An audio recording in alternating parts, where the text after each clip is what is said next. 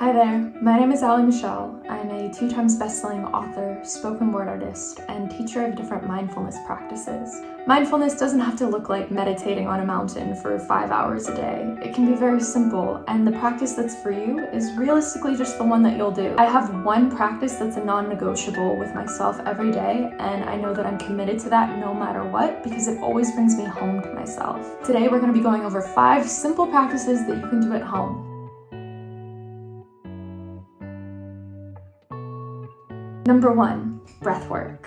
Breathwork is so powerful because it's incredibly simple, yet it is the only tool that we always have with us. On average, most of us only breathe enough to survive, using about 10% of our lung capacity.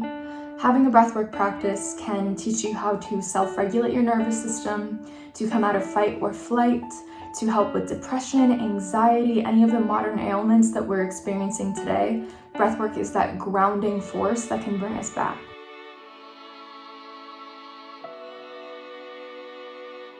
My second practice is called flow journaling. I love flow journaling. I always set a timer for about 10 minutes, and it's the one space where I have full permission to just share every honest thought, emotion, whatever it may be, without any sort of judgment. Because if I can get all of that out on the page, then I won't project it to the people around me or become resentful by internalizing how I truly feel about things. So with flow journaling, you just set a timer, and the only rule is you can't stop moving your pen. Even if you're just saying, I don't know what to write, it doesn't matter, because that's when you're going to start getting access to your subconscious.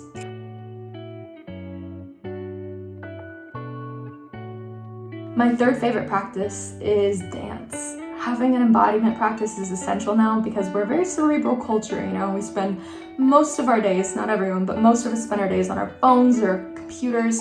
Dance for me is kind of like listening to my body. It's a silent language that I have.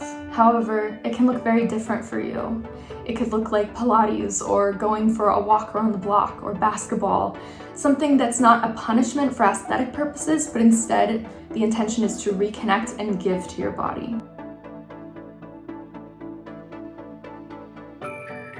My next favorite practice is cooking. At the end of the day, cooking is what unwinds me because I have to be fully present in what I'm doing and put loving energy into the food.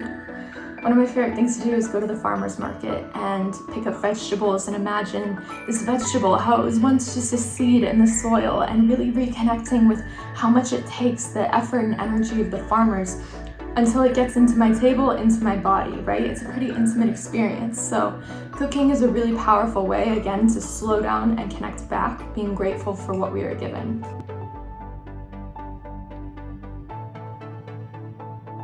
My final practice is, of course, meditation. Meditation can look different. I personally love doing yoga nidra, which is also known as yogic sleep. So you're laying down and essentially go through different parts of the body, rotating your consciousness to fully mentally, emotionally, and physically relax. You can find a ton of free meditations on YouTube, but that is the practice that works for me rather than the Vipassana style seated meditation. So like I said, there's no judgment here, and it's not a checklist that you have to complete. It's more a radical act of self-love to have one of these practices. Thank you so much, and thank you Medium.com for having me.